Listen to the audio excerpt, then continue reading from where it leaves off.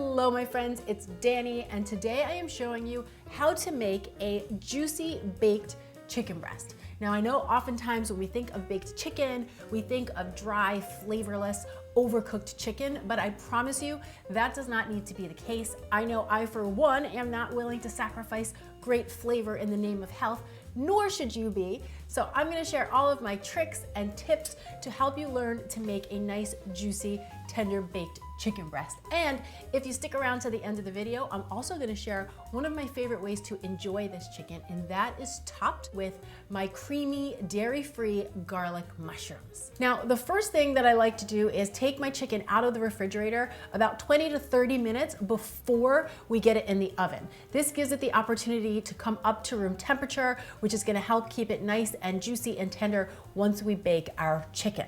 Now, when it comes to chicken, I always do my best to buy organic chicken, and the chicken that I'm using today comes from a company called ButcherBox. They offer a monthly delivery service where they deliver a variety of grass-fed beef, pastured organic chicken, and heritage pork right to your door. So if that's something that interests you, I'm gonna leave a link down in the description box below so you can learn more about it. And just an FYI, if organic chicken is not an option for you, do not worry about it, don't sweat it, just buy what's available and enjoy it. Now, it's also important before we bake our chicken breast that it's dry. Otherwise, once we get it in the oven, it's gonna end up steaming, and that is not what we're looking for. So what I like to do is just take a few paper towels and just pat it down a bit to absorb any of the extra moisture. Now, you may have noticed that I don't wash or rinse my chicken before I work with it. Any potential bacteria that could be on the chicken is gonna get killed off once it cooks in the oven, so you really don't need to worry about it. However, one thing I do like to do is make sure that I am washing my hands several times throughout the cooking process. This way, if I touch the chicken and then I'm gonna touch something else like my salt or my pepper or my spoon, I'm not getting chicken on everything that I'm touching. Now, the next step to making sure that you've got a nice, juicy, tender chicken breast is to make sure that it's the same thickness all the way around, right? Normally when we buy a chicken breast, there's different levels of thickness throughout the breast. Some is a little bit thicker, some is a little bit thinner. And what happens is if you cook it this way, it's not going to cook all at the same time. And the thinner parts of the chicken are gonna become overcooked, and the thicker parts risk being undercooked. So what we need to do is create a uniform thickness before we bake the chicken.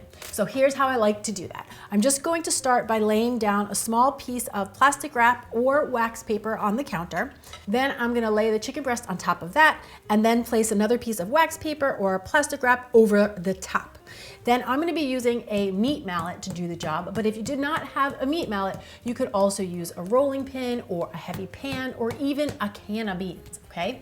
And what you're gonna do is you're gonna pound down and out. So you're gonna look for the thick areas, hit down and outwards to thin them out a bit. And you're just gonna eyeball where it looks a little thicker and aim for those areas until it's evened out.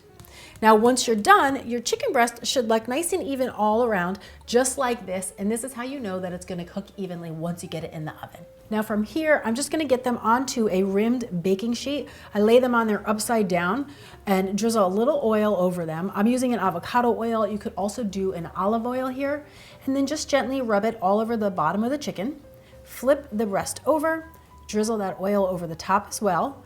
Rub that in, and then we're ready for the spices. Now, I'm keeping the seasoning very simple today. I'm just doing a little bit of kosher salt, some black pepper, garlic powder, and a little bit of smoked paprika for color. Now, this is where you can have some fun with the recipe, because simply by changing up the seasonings, you can completely change the flavor of the dish. A few other blends that I really like to turn to are a little bit of chili powder over the top. I also love a Chinese 5-spice powder, or even a simple Italian blend. But of course, use what you have, use what you love. From here, I'm gonna pop my chicken into a 450-degree oven for about 15 minutes, or until the internal temperature of the chicken reaches 160 degrees. Then I'm gonna pull it out and let it rest on the counter for another 5 minutes or so. You let all of those juices redistribute, and you're gonna see that the residual heat from the chicken is gonna bring the temperature up to 165, which is exactly where you want your chicken when you're ready to eat it. And if you take a look, come on down and see here that once you cut into the chicken breasts, it's nice and tender and juicy. Now, if you were making this chicken for your meal prep, you would take it from here, transfer it into an airtight container, and it will happily last in your fridge for up to 5 days.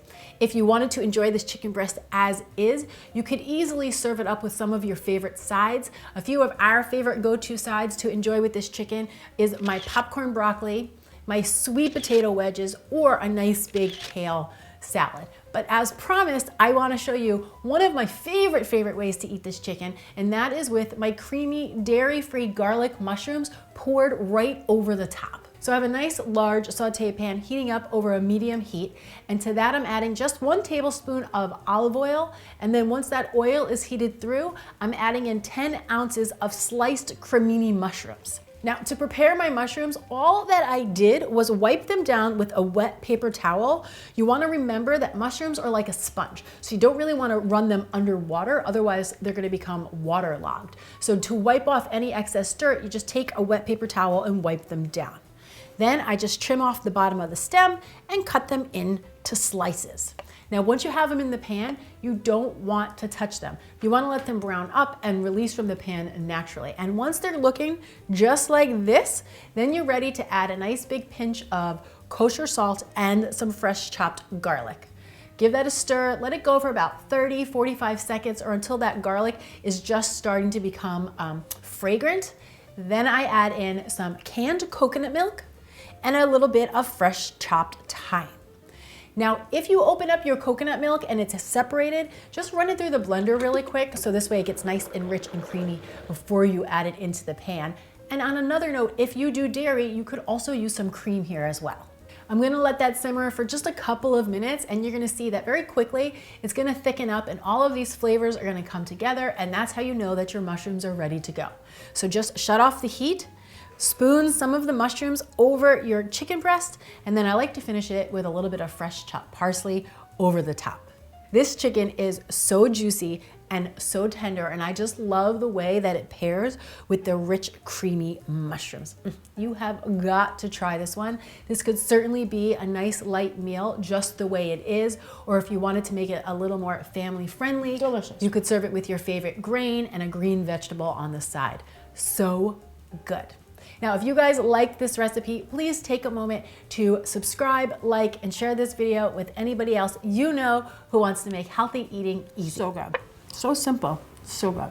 Thanks so much for watching. I'm Danny Spies, and I'll see you back here next time with some more clean and deliciousness. Cheers. Funny about that. About your eating? Yeah. In fact, you can't stop eating it.